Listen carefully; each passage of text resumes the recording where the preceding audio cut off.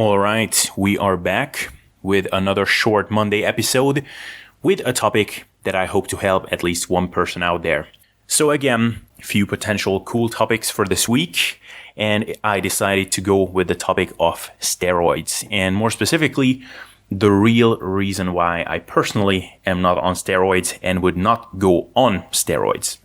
And there are a lot of potentially valid reasons to talk about here, such as being concerned about the potential health implications and how it could potentially impact my life in a negative way. But I'd like to get into the main reasons why I personally would not go on steroids. So the first thing I'd actually like to say on the topic of steroids is that I find this a little bit ironic that often the people that are the loudest and the quickest with calling people out and accusing others with their steroid use and are super judgmental and vocal about how unethical and weak it is to use gear, are often the ones that are the most enthusiastic about some catchy headline about some new cool supplement that could give them a little bit of an edge in their muscle gains, or about some food item that could have some anabolic property, or even about some expert saying something about some cool training method. In other words, they are often the people that are the most into the mindset of looking for the magic bullet and shortcuts. So I think it's just important to note that the recreational steroid users who just like training and are just in there to look jacked are really not that different from those of us who are always looking for the edge. It's just that they decided to take it one step further.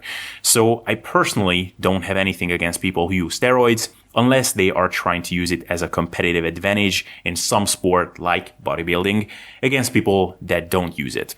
But with that, let's get into the topic that we want to discuss here. And to me, me not using steroids really comes down to one major thing, which I would like to illustrate by using the example of my favorite and pretty much only video game that I play with.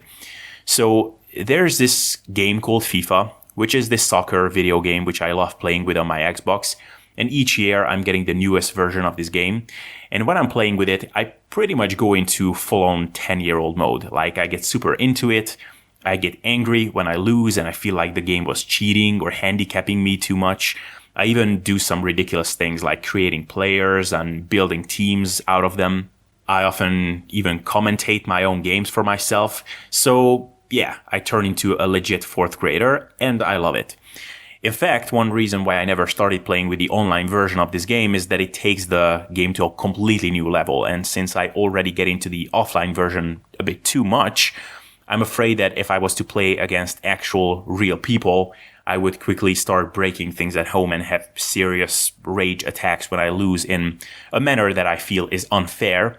But anyway, one of my favorite features in this game is the so-called career mode, where you're basically managing a team and you play games with them, you sign players for them in the transfer window, so you're basically their coach.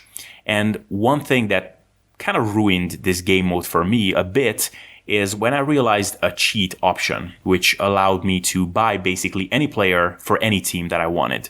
So a player that normally only a top super rich team could afford could now be signed by some mid-table or even second league team.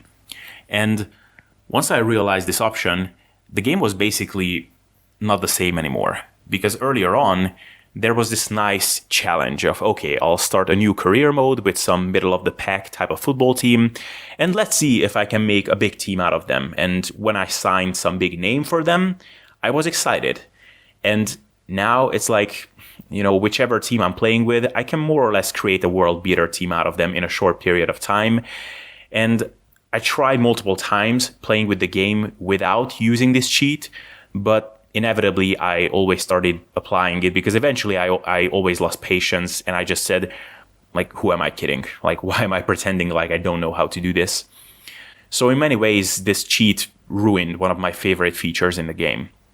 Now, tying it back to training and building muscle, when I started resistance training and working out and all that stuff, that was during the only period in my life when I could have been probably legitimately diagnosed with some form of depression. Like, I had tons of self-esteem issues. I had nothing that really motivated me in life. I had just no drive, essentially. And when I first went down to the gym and did some hardcore workout, it honestly felt like for that 1 hour or so, I could like the world around me again. I remember feeling proud that I was putting myself through these tough workouts, and even for the following 1 or 2 hours, I just felt good about myself. And very soon, the thing I was looking forward to the most in my days was my workout in the gym.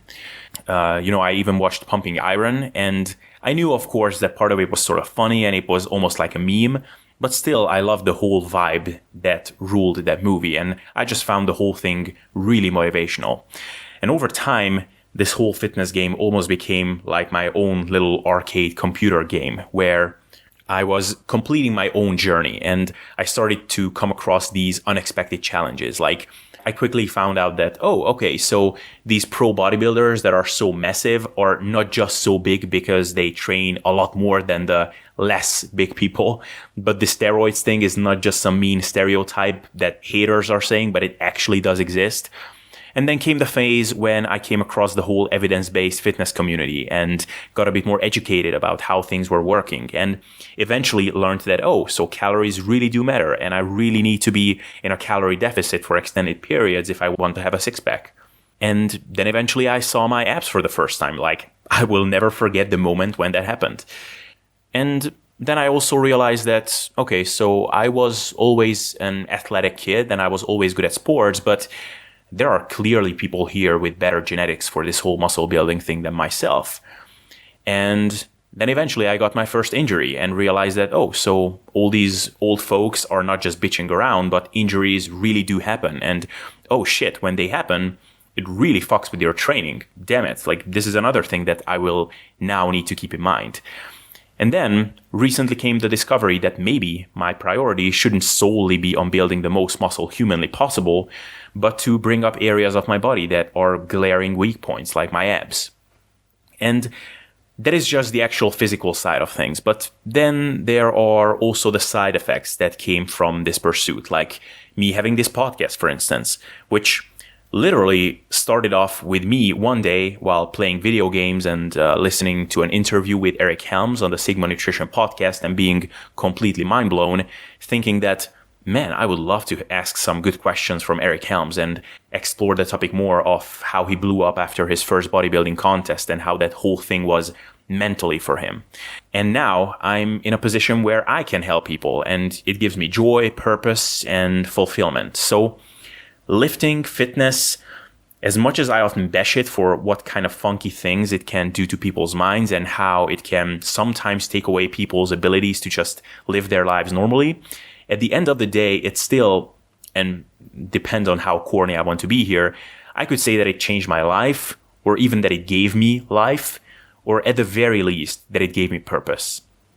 And as much as I'm seeking balance now and I'm trying to not go crazy with things, whenever I have some shitty thing going on for me, such as some bad stuff in my personal life or in my relationships, I have this thing for me, this video game that I can focus on and pour my mental energy into, and trying to figure out how I can optimize my strategy to advance in this game a bit more efficiently and effectively. So to finally answer the question, why would I not go on steroids? Maybe by now you can guess it, but to me, the real reason is not because of the potential health implications or because I'm concerned that I'll have gyno or acne or that I'll have to be on TRT for the rest of my life if I mess something up, but because I'm simply afraid of what's going to happen if I'm completing this game and I will no longer have this thing to pour myself into. Say I do a steroid cycle, get to my dream physique in a few months, put on, 5 more kilos of muscle, which might be as much as I can still ever put on naturally. Now I will get that in 5 months. I would probably want to cycle off and stop there. Like, I never wanted to be a truly massive guy. So say I got there and I even managed to cycle off safely, and now I can basically only work on maintaining at least my muscle mass at best. So how will my training session be like from now on? More or less knowing that I'm not going to grow anymore and I'm just in here to not regress. How am I going to find another goal and another thing to pursue with this much passion? And then what will happen to my podcast and my interviews? Like, will I be one of those guys who is just asking these cliche BS questions from his guests because he doesn't really care, because he already got all the gains? Like, when I'm talking to someone like a Menno Henselmans, I'm actually excited to pick his brain about different fitness concepts. Now I would be like, so Menno, what do you think about intermittent fasting? Or I don't know, just say something to let the time pass, because I don't really care, because I just got you on here to get more subscribers and viewers. Like, I don't want to be that guy.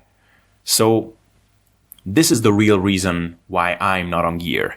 The fear of what's going to happen when I complete the journey, and the fear of losing something that has given me so much joy and purpose.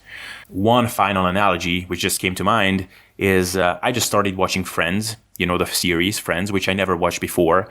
And I'm always thinking that, damn, I am so lucky that I have this entire experience and all these remaining 7 seasons ahead of me. And it will be so shitty once I have completed all of that. So same thing with lifting. As frustrating as it is sometimes when I feel like I'm spinning my wheels, or when I look at some of my weak points and I get a bit annoyed, the thought that I'm still not done and that I still don't quite know where I can get if I develop myself fully to my potential is the most gratifying thought out of all for me.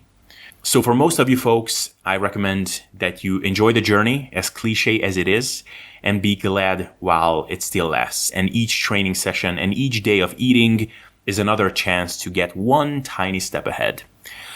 So that is why I'm not on gear myself, and I would love to hear what your reasons are, or if you have a different perspective on this. So that was it for today. See you next time.